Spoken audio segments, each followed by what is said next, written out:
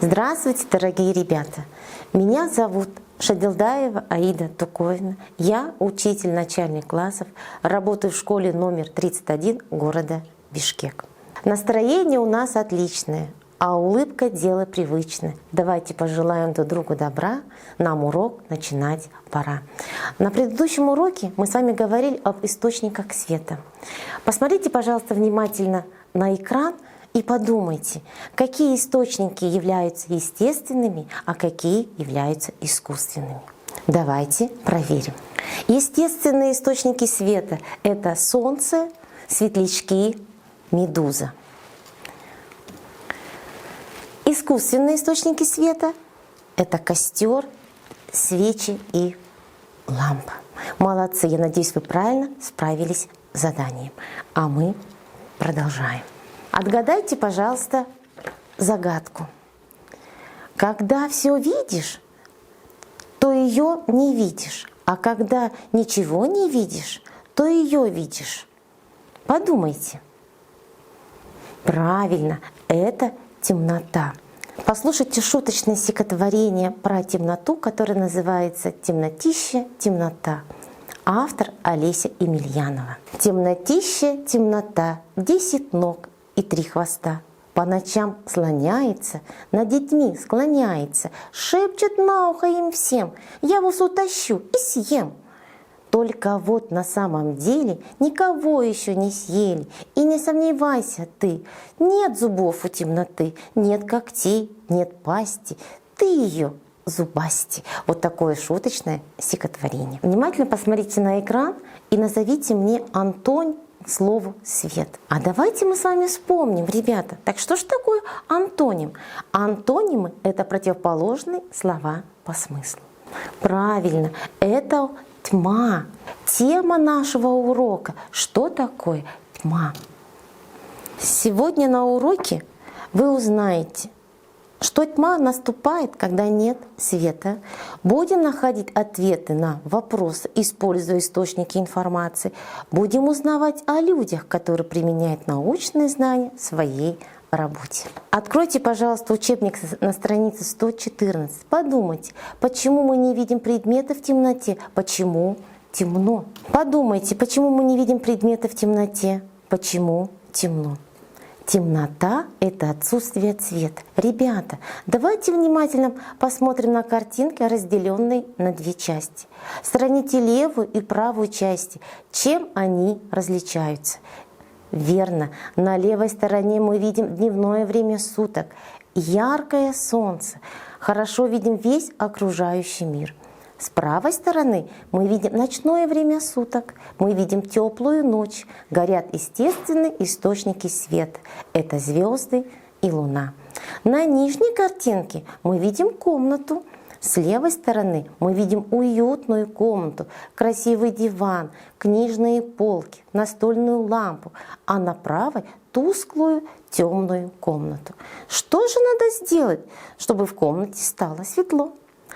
А ответ на этот вопрос вы узнаете после просмотра отрывка из мультфильма. Кто из темноты глядит на нас? Кто же нам покажется сейчас? Ой-ой-ой-ой, это, наверное, злой бабайка пришел за мной. Не подходи ко мне. Может быть, в темноте никого и нет. А давай проверим, включим свет. Это собачка. Она очень добрая и веселая. Конечно же, нам просто надо включить свет. Когда нет света, наступает темнота. Нам нужен свет, чтобы видеть вещи вокруг нас. Мы не можем видеть вещи или делать многие вещи в темноте. В местах, куда не попадает свет, всегда темно. Ребята, подумайте, где необходима темнота? Если вам трудно ответить на этот вопрос, посмотрите, пожалуйста, на картинки. Вспомните, где необходима темнота. Каждый из вас, наверное, посетил кинотеатр, сходил на любимый фильм или мультфильм. Когда мы заходим в кинотеатр, конечно же, светло, что нам было видно, на какое место, ряд нам нужно сесть. Но когда начинается киносеанс, то все лампочки выключаются, и мы смотрим на экран, где нам демонстрируют фильм. Подумайте, ребята, почему там нужно выключать свет? Почему нужна темнота в кинотеатре? Правильно, при полной темноте мы будем видеть все краски и наслаждаться любимым фильмом. Подумайте, почему в темное время суток мы видим праздничный салют? Правильно, ребята, потому что в светлое время суток мы не увидим всю красоту торжественного фейерверка. Ребята, а вы знали, что есть такая профессия светотехник? Пожалуйста, откройте учебник по предмету «Я и мир» на странице 114. Они проектируют, контролируют и комбинируют свет. Это помогает создавать красивое освещение на сцене. Спектакли и концерт становятся более живыми. Мы всегда любим находиться в светлой комнате, и нам очень комфортно. Но для того, чтобы был хороший и здоровый сон ночью, лучше засыпать в темной комнате. А сейчас, ребята, предлагаю вам со мной сыграть в игру, которая называется «День и ночь». Игра начинается.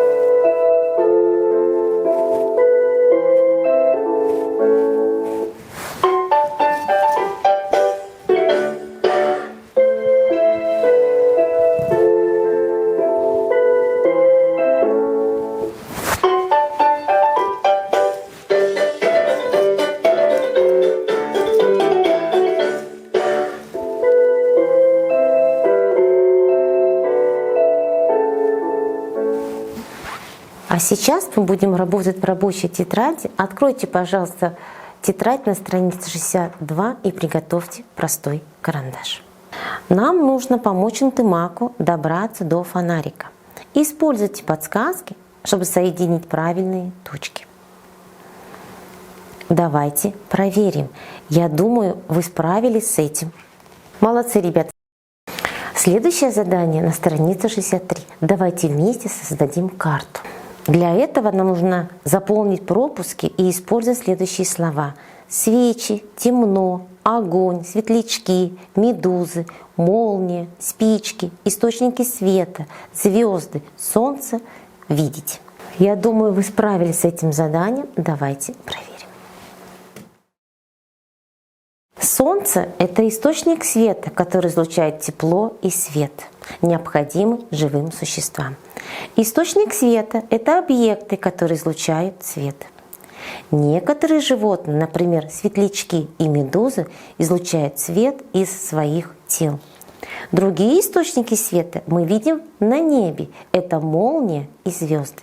Огонь также является источником света. Он может исходить от зажженной свечи и спички. Мы не можем видеть вещи, когда нет света. Когда нет света, мы говорим, что темно. Молодцы, я надеюсь, у вас все получилось. А мы продолжаем. Следующее задание на странице 65.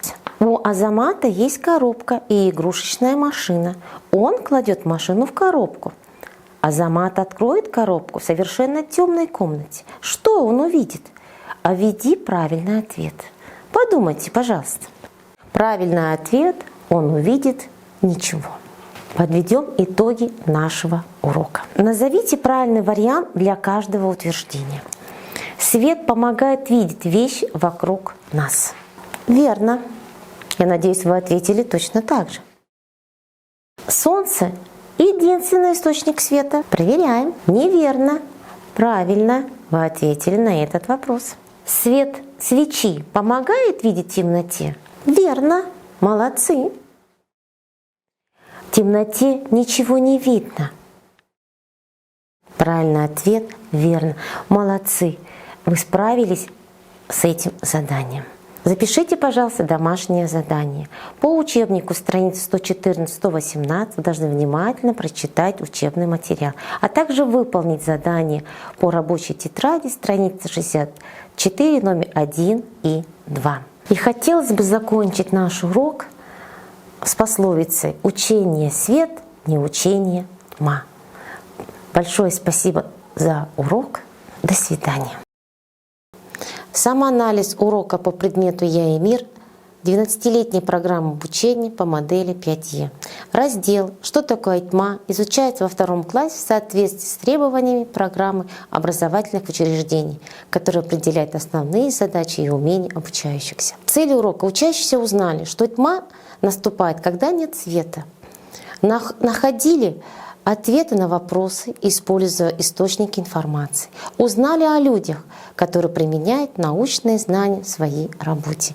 Данный урок знакомит детей с учебной задачей, и они стремятся ее выполнить, рассматривают иллюстрации учебника, извлекают из нее нужную информацию и осуществляют самопроверку. На этом уроке учащиеся знакомятся с понятиями, такими как тьма и темнота.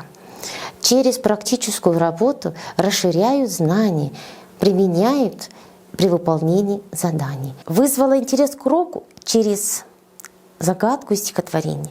Перед учащимся была поставлена задача, и учащиеся после просмотра мультфильма самостоятельно исследовали и решили проблему. Через презентацию и с помощью учебного материала учебника ввела новые понятия «тьма» и «темнота». С помощью практических заданий расширяла и углубляла знания учащихся, а также проводила работу по расширению и обогащению словарного запаса. Учащиеся могли самостоятельно подвести итог урока и ответить на вопросы. Я считаю, что урок был построен методически и грамотно, и цели урока были достигнуты.